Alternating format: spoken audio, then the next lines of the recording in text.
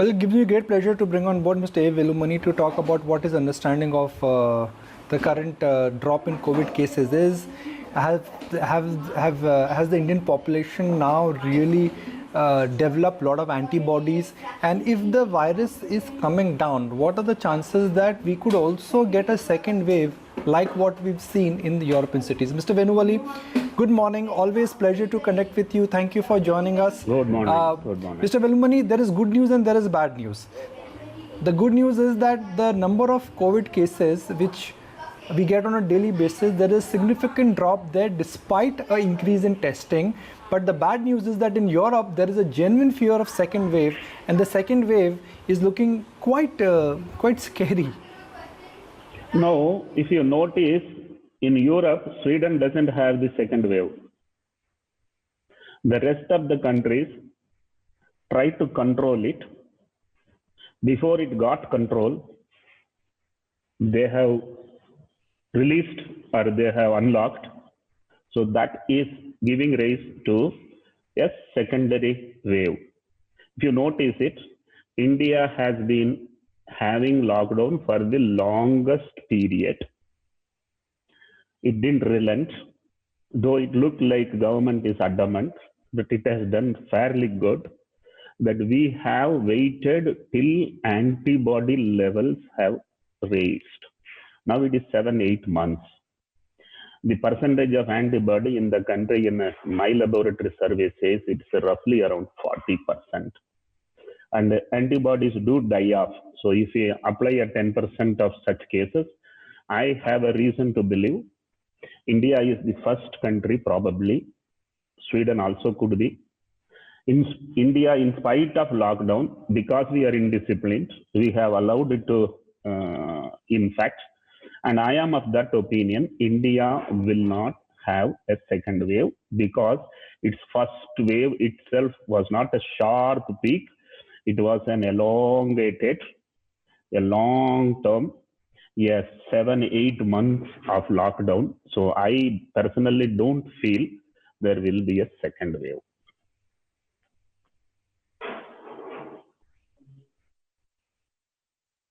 How can one look at the antibody numbers which you're revealing? Because what you are sharing with us is good news, but that could be a very small sample. And that is the number which you have arrived based on what is happening in the Thyrocare lab. Now, Thyrocare lab is not India, and it may be a very small representation. Nikunj, you understand, every exit poll is each TV channel doing is its own poll.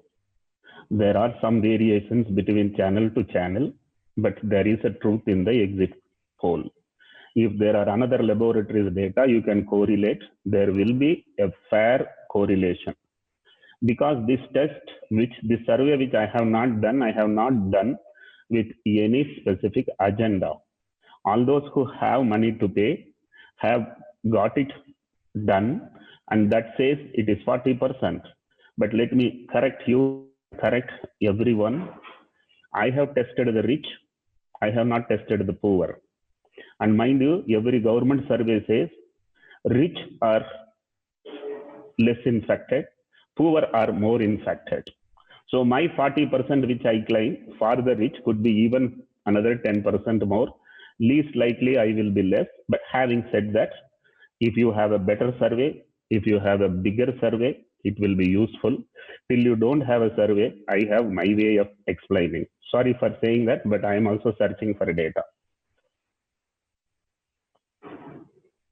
I'm just trying to understand it, and trust me, this is a time when nobody has a clear answer. So, please understand, we're just trying to get into an engaging conversation, and my job as a journalist is to understand and explore all the basic corners. Okay, so Mr. Velumani, if one works with an assumption that there is a 35 to 40% antibody, so mathematically, what does that mean for the spread of infection? Yeah. Now, yesterday, Times of India had carried in its first page that Kerala has the highest burden suddenly. And if you see my data, Kerala has the least antibody percentage. I'm just correlating because anything which helps me to correlate my data, I will catch up. Having said that, worldwide, When there is no vaccine, there is no choice other than the herd immunity.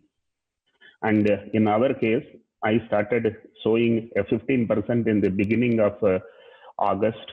Then end of September, it reached 35%. In middle of October, we are around 40%. Anything above 25% will put the infection curve plateau. Anything more than 30% will pull the curve down. I am seeing a genuine curve coming down, not because of anything else other than antibody levels are showing up and the virus is unable to infect more as it used to do so far. So I am seeing this number down is not manipulated number of deaths down is not a manipulated number of occupied oxygenated beds are down, that also is not any manipulated number. So it is genuine that we are moving towards the end of the pandemic. Whether it will end by end of November, end of December, or end of March, all depends upon how this virus behaves in spite of antibody.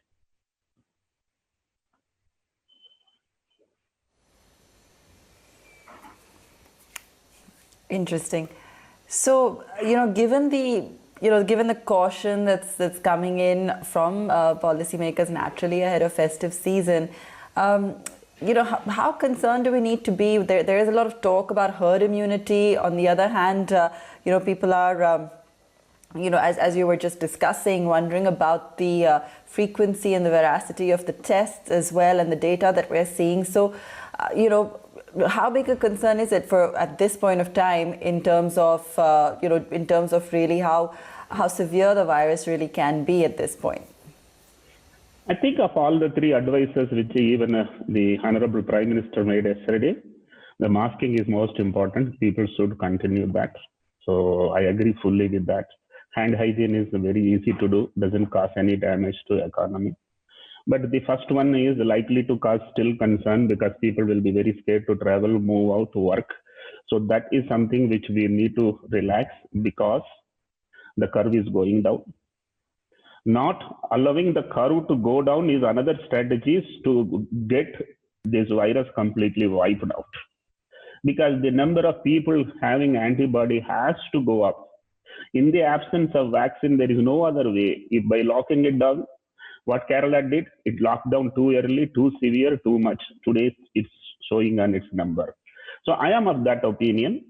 Lockdown is of use only when the vaccine is in the horizon. I don't think anybody gives a firm commitment it will come before end of November or end of December. In the absence of definite date for vaccine, holding everything as status quo and not allowing anything to get unlocked, according to me, is a damage to the economy.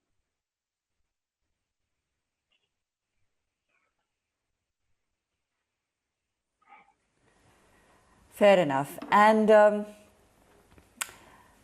everyone's counting on this vaccine in the new year, Mr. Velumani. Do you feel that even we might have to have a plan of action, even if we do see the vaccine coming in, as there will be a prolonged rollout period that we'll also likely have to go through? How does one plan for that? See, vaccine coming out is very, very subjective. There has been no vaccine in the past which has come to use less than 2 to 3 years period. So if it happens in end of December, it is something very, very lucky that we could have an earliest breakthrough. But having said that, of the vaccines who are in the race, which is safest, which is most efficient in generating and immunity, and which is the cheapest, these will decide. In my opinion, if we have a 60% antibody already with the general public, vaccine will not be able to do that much good it was expected. And it's a matter of time if vaccine doesn't come before March 31st. As I said, always have been telling that it has missed the bus.